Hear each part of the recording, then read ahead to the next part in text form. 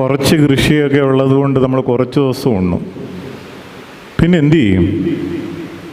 വിശന്നാൽ, ദാഹിച്ചാൽ. അതുകൊണ്ട് ഉള്ള സ്ഥലത്ത് കൃഷി ചെയ്യുന്നവരൊക്കെ അത് നിർത്തരുത്, കൃഷി ചെയ്യണം.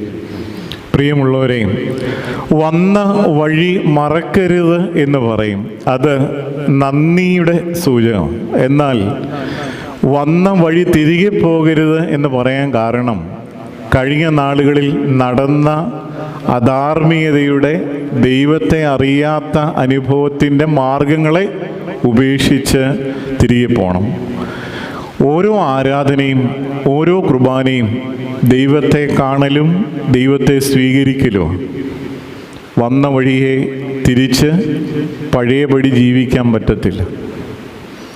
അങ്ങനെ ഒരു ക്രിസ്മസിൻ്റെ അനുഭവം, ഒരു